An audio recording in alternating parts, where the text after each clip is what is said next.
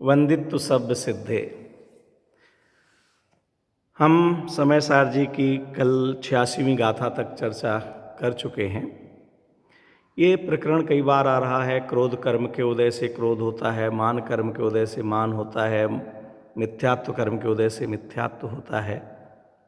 तो मिथ्यात्व कर्म के उदय से और मिथ्यात्व होता है। तो क्या ये मिथ्यात्व, अज्ञान, अविरति, योग इत्यादि एक हैं कि दो प्रकार के हैं? किसके के उदय से क्या होता है? आचार्य देव 87वीं गाथा में कहते हैं कि हाँ भाई, मिथ्यात्व, अज्ञान, अविरति, योग, मोह, क्रोध आदि जो भाव हैं वे दो प्रकार के हैं, एक जीव और एक अजीव। जीव मिथ्यात्व, अजीव मिथ्यात्व, जीव अज्ञान, अजीव अज्ञान, जीव क्रोध, अजीव क्रोध, जीव मोह, अजीव मोह, ऐसे दो प्रकार के हैं। आचार्य अमृत चंद्र देव इसके लिए उदाहरण देकर के समझाते हैं कि जैसे कोई मोर है,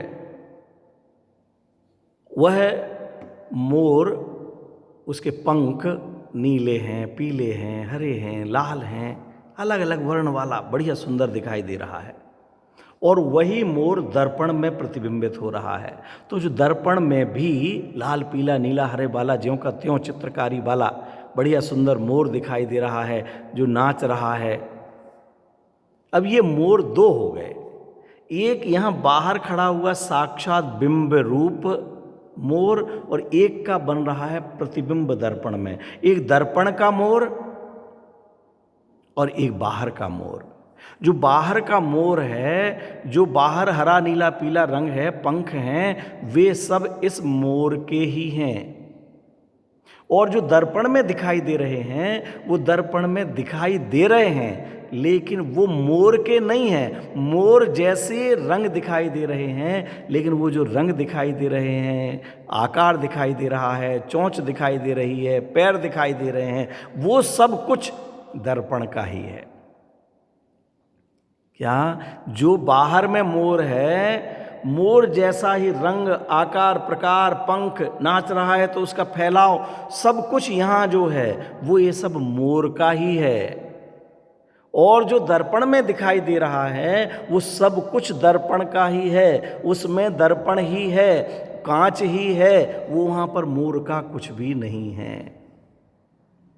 यहाँ जो मोर ने आवाज के लिए मुंह खोला, वहां भी मुंह खोला दिख रहा है, वो दर्पण का ही मुंह है और दर्पण में ही खुल रहा है। यहाँ जो मुंह खुल रहा है वो मोर का खुल रहा है। अगर कोई प्रसंग बन जाए और दर्पण, यहाँ जो बाहर मोर है उस मोर को खून निकल आवे, वहाँ भी खून दिखेगा, लेकिन वहाँ क्या खून है? यहाँ खून हम टच करेंगे, छुएंगे तो वो हमारे लिए गीला लगेगा, हमें खून का दाग लगेगा। और वहाँ पर अगर हम छुएंगे तो क्या हमारे लिए दाग लगेगा? क्यों? क्योंकि वहाँ खून नहीं है, वो कांच ही है। वहाँ पर जो रंग है वो रंग सारे कांच के ही हैं, कांच ही हैं, कांच के हैं। ये दो शब्द कहना भी, दो वाक्य प्रयोग बनाना भी समझाने के लिए है, सच में वो कांच ही हैं। इसी प्रकार से जो मिथ्यात्व कर्म का उदय है, क्रोध कर्म का उदय है, मान कर्म का उदय है, पुरुष भेद कर्म का उदय है, अज्ञान का उदय है, अविरति का उदय है, ये सारा जो कर्म काम हो रहा है ये कर्मों के बीच में हो रहा है और वो कर्म ही है, वो पुद्गल ही है। उसका ज्ञान जीव के, उसका प्रतिबिंब जीव के ज्ञान दर्पण में होता है। और इसे यहाँ पर भी ज्ञान दर्पण में क्रोध कर्म का उदय हुआ तो क्रोध होता भाषित होता है, मान कर्म का उदय हुआ तो मान भाषित होता है, मोह हुआ तो मोह भाषित होता है, राग हुआ तो राग भाषित होता है। लेकिन ये जो जीव के हैं ये सारा, ये जीव का ही आकार प्रकार है, इसमें इस कर्मों का कुछ भी नहीं है। ये कर्म तो पौद्गलिक हैं, स्पर्श रस गंध वर्णमय हैं, और ये जो मिथ्यात्वादी हैं चैतन्यमय हैं, ये चैतन्य का परिणमन है। भेद विज्ञान कराने के लिए इस चैतन्य के परिणमन को इन जैसा होने से इनका कहा गया है 75वीं गाथा में क्या? भेद विज्ञान कराने के लिए, क्योंकि ये अपना स्वभाव नहीं है। मोह, राग, द्वेष, अज्ञान, अविरति, योग ये जीव का स्वभाव नहीं है। इसलिए उनसे भेद कराने के लिए आचार्य भगवान ने इन जैसा होने से, मोह राग द्वेष किन जैसे हैं? इन कर्म जैसा, इनका कहा है। इन कर्मों को, इन भावों का व्यापक कहा, इन भावों को व्याप्य कहा। ये कर्ता, ये कर्म, लेकिन सच में ये चैतन्य का विकार है, चैतन्य का परिणमन है। ये जीव, ये पुद्गल का नहीं है। यहां पर ये दो बतलाए जा रहे हैं। यहां जो मिथ्यात्व हो रहा है, कर्म में मिथ्यात्व है, अज्ञान है, विरति है, योग है, कषाय है, वो पौद्गलिक है, वो अजीव है। और यहां जो हो रहा है वो जीव है। जीव है इसलिए मेरा है ये नहीं समझ लेना। जीव है इसलिए मेरा कर्म है ऐसा भी नहीं मानना। जीव है इसलिए मेरा स्वभाव है ऐसा भी नहीं मानना। लेकिन जीव में उत्पन्न होता है इतना समझना। वो कर्मों ने करा दिया है, ये तो कहने की बात है। ये जीव की, जैसे वो दर्पण में मोर है इसलिए दर्पण में प्रतिबिंब हो रहा है, ऐसा नहीं है। अरे दर्पण की वो स्वच्छता है। मोर होने मात्र से प्रतिबिंबित होता हो तो जहाँ जहाँ मोर हो वहाँ पर प्रतिबिंब बन जाना चाहिए, दीवाल में बन जाना चाहिए, पर्दे में बन जाना चाहिए, खुले आसमान में बन जाना चाहिए, लेकिन नहीं बनते। ये दर्पण की स्वयं की स्वच्छता है, स्वयं की शक्ति है कि वो मोर सामने आने पर दर्पण यहाँ प्रतिबिंबित होता है। ऐसे ये हमारे ज्ञान की स्वच्छता है, ज्ञान की निर्मलता है, ज्ञान की योग्यता है, ज्ञान की ताकत है, ज्ञान की सामर्थ्य है कि यहाँ जैसा बिंब होता है वैसा प्रतिबिंब सहज झलकता है।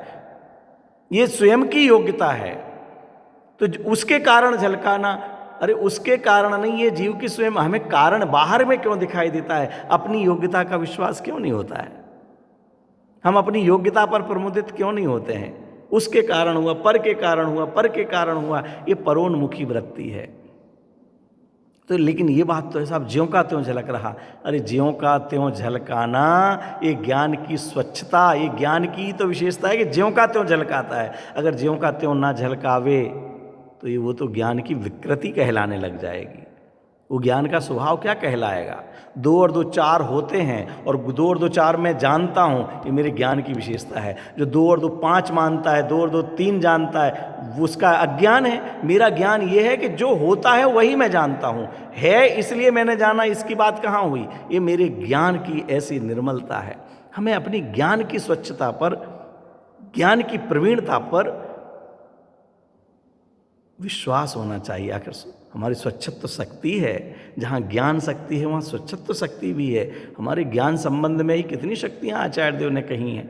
उन शक्तियों पर, उन विशेषताओं पर, उन गुण वैभव पर हमें अपना अभिमान होगा। अरे वाह, मेरा वैभव, ज्ञान वैभव ऐसा है। हमें जो ज्ञेय बनते हैं उन ज्ञेयों की महिमा आ जाती है। अरे ये जो ज्ञेय रूप से मिथ्यात्व विरति आदि हैं वो अजीव हैं। इस प्रकार से 87वीं गाथा में आचार्य देव ने 2 प्रकार से कहा। और 88वीं गाथा में आचार्य देव कहते हैं कि जो अजीव मिथ्यात्व रूप से, अजीव योग रूप से, अर्थात मिथ्यात्व योग अविरति अज्ञान जो अजीव हैं वो तो है पुद्गल कर्म, और जो जीव अज्ञान अविरति मिथ्यात्व है वह जीव का उपयोग है। इस प्रकार से समझो, जो जीव मिथ्यात्व है, माने जीव में मिथ्यात्व हुआ, जीव में योग हुआ, जीव में अविरति के भाव जो बने हैं वो जीव का ही उपयोग है। माने वो ज्ञान रूपी दर्पण है, उस ज्ञान रूपी दर्पण में वो प्रतिबिंबित हो रहे हैं। इस प्रकार से हमें 2 समझना चाहिए, क्योंकि ये 2 प्रयोग हो रहे हैं ना। इसलिए उन आचार्य देव ने भेद विज्ञान कराया कि महाराज आप बार बार कह देते हो कि मिथ्यात्व कर्म के उदय से मिथ्यात्व होता है, राग कर्म के उदय से, तो ये क्या 2 हैं क्या? हम तो समझते एक ही हैं कि नहीं नहीं, जिनके निमित्त से होते हैं वो पौद्गलिक कर्म अलग हैं, और जो नैमित्तिक भाव जीव में उत्पन्न हुए हैं वो उपयोग रूप हैं, वो ज्ञान हैं, वो ज्ञान की रचना है। अब ज्ञान की रचना है, जैसे दर्पण की रचना है, ये देख करके उस मोर पर से दृष्टि हटाओ, केवल दर्पण दर्पण दर्पण को देखो तो राग द्वेष नहीं होगा। ऐसे ज्ञान में बनते हुए मोह राग द्वेष आदि को समझो कि ये तो इसमें प्रतिबिंब हो रहे हैं, ज्ञान थोड़ी राग रूप हो गया है। ये कोई मोर बन गया क्या दर्पण? अरे दर्पण तो दर्पण है। ऐसे ज्ञान तो ज्ञान ही रहता है, ज्ञान में रचना बनती है। ठीक है, ये तो मेरे उपयोग की रचना है, मेरा उपयोग का कमाल है, मेरे ज्ञान का कमाल है, ऐसा हम जाने। ये 87वीं 88वीं गाथा का विषय अथवा इन गाथाओं का संदेश है।